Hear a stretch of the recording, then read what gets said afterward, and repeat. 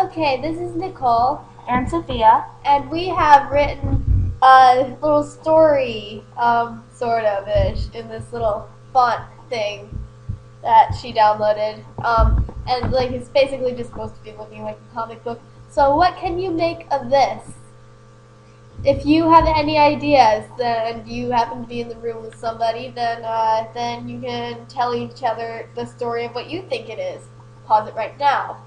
Or you can figure out your own story of even if you're not in the room with somebody, you can just figure out your own story of what you think it is and then listen to our stories. So we'll give you time to pause. That should have been enough time to pause. So this is my version of the story. So there's this guy. He's a guy. And so he goes on a cruise and they just happen to drive by a mysterious little looking island. He hates the cruise because the cruise ship is disgusting and the dentists don't wear gloves and stuff. So he just jumps off and then decides to just strand himself on the island and get rescued by some luxurious helicopters. So yeah, but this island has magical sand, and when he steps on it, he finds that it's a lot larger than he thought it was. For some reason, it has like a whole lot of biomes in it. Except they're really minuscule. So it starts off at the beach. He parks his little umbrella over here. Oh, you see it.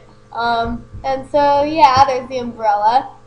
And then decides he wants to go somewhere else because just the beach isn't really the only place in the world. So he goes off and swims across the river. Some enormous effort. Well, he swims across the river. And there happens to be a really, really large forest consisting of all of 2 trees. And so he sets up a tent. And so, yeah, there's his tent. And he leaves it there because he doesn't think that the forest is, like, the perfect place for him. There's a bear. And so he walks across the desert with some sort of a black sun. And, like, somehow it's, like, 30 yards across, and yet it takes so much effort. Then again, swimming across this little stream was an enormous effort. So yeah, he walks through the desert from some effort, and then he finds himself on some strapped onto some train tracks. Although he's not, but he's like next to a train track that somehow always goes in between 2 hills. No matter where you are, there's 2 hills in the distance. And so somehow he waits and boards the train, just jumps onto the side of it, even though there's like nobody else on the island almost. And so yeah, there's those 2 mountains that it was in between that somehow are strangely identical. And then he drives into a city, which is somehow there, even though like nobody's on the island at all, almost. And then like, whoa. So yeah, there's the train track, and then there's the train. So yeah, he boards onto the train, and there's nobody manning it, so it's extremely dangerous. He stops by a city, which he hates, and so he just gets on the train again. And then somehow there's this little Athens thingy symbol that's somehow also right next to the train track. We're just gonna say that's a train station. Yeah. Even though it doesn't really look like a train station, but well. And there's the 2 miraculously identical mountains. And so he finds another person. And it happens to be a lady, even though it doesn't really look like a lady. It's just a very ugly lady. A lady that happens to love suits and ties. But anyway, he finds a lady that happens to have a very good sense of style. Yeah, great. But still, he finds a very stylish woman that he happens to really love a lot. And so they talk for a while. And because he loves her, he buys her a present, and inside of it is flowers. And so she sees the flowers, and they fall in love, even though he'd already loved her, so love at long last. And so he decides to build a house for her right on the train track, which develops into a small community.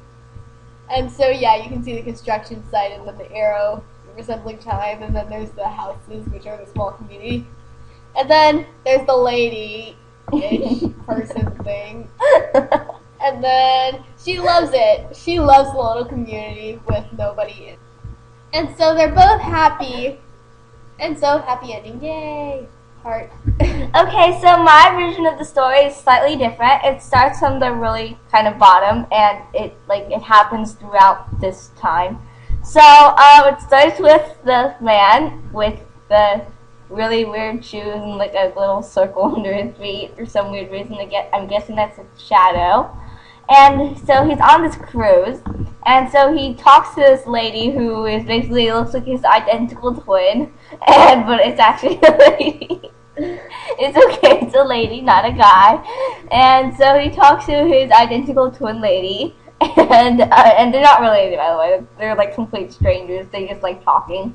So then they're talking and talking, and then while they're talking, he realizes that like she's a good companion and he likes her. So then the next day, he buys her a gift of flowers. And why he puts flowers in the box, I have no idea. But anyway, so then he gives it to her, and then she, because, you know, twins can read each other's thought, knows that it's a symbol of love and all that stuff. And then, so then their love is mutual, and they love each other, and yeah. But then, they don't really like the cruise. I mean, they're not fit for city life and all that. So then one day they just decide to jump off the cruise and onto this abandoned island just because, yeah. So then they jump off the cruise and onto this little island here that's actually really small. They were thinking of just like building a little shack thing and living there, but it turns out it was actually really, really big. It had a lot of stuff, and humans actually lived there kind of already. Magical sand. Yep. And then so there's a beach, and then so then they played at the beach for a while. They tanned, they played beach volleyball and all that. They built sand castles. But then they needed to find a place to spend the night. So then they crossed a little road and entered a forest with only 2 trees. And as it so happens, they happen to have a tent, so they set it up and they spend the night there. And then the next morning they decide that it's just too quiet, and the girl is kind of, she doesn't really like the little quiet nature. So then they try to find the city because they hear all the noise. So then they cross the desert and they hike over a mountain to find some train tracks. And so they wait there for like a couple days or so. And then a train finally comes. So then they board the train and they enter the city. They lived in the city for about a couple weeks or so, but then the city life wasn't for the guy.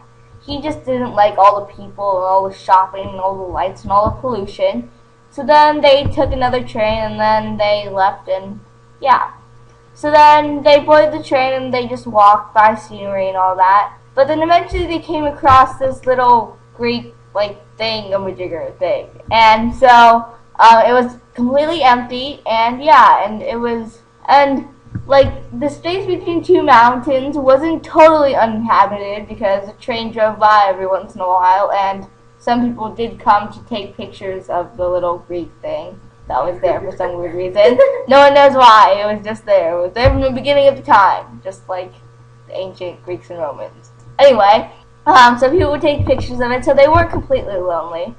And anyway, at some point he proposed to her somewhere in the, like, 2-month journey or so. And she said yes, even though they only knew each other for like about less than 3 months. And yeah, so then he decided they needed to settle down and, like, you know, settle down. So then since he apparently is an engineer or something like that, he builds a house right on top of that train track because apparently now the train is abandoned and no one goes there anymore. Either that or maybe he doesn't really care if he gets ran over. So then he starts building a house, and then a couple years later, and during this time, I don't know where they're living. They might be living the empty little Greek thing, but who knows? They're just, yeah. And then anyway, so then eventually after a couple years, they finish the house, and so yeah, they live there for a while, and eventually more people come along, and it's a really small community, not too loud and not too quiet, so it fits both their needs. And then so the lady, even though it looks like the guy, loves their little community. And yeah, and they both live happily ever after, even though one day they're both gonna die, and that's not quite so happy. But that's how it ends. I'm sorry, that's how all life ends. But you know, happily ever afters, they're never very accurate. Yeah. So yeah, now, so that's our story. You might have your own interpretation of the story, and that's obviously good, because if you thought exactly like us, that would be kind of weird. And so if you do have another story and you'd like to share it, please leave it in the comments, or you can just make another video and like post it and like put a link in the comments or something like that. And yeah, so yeah, see you next time. Bye.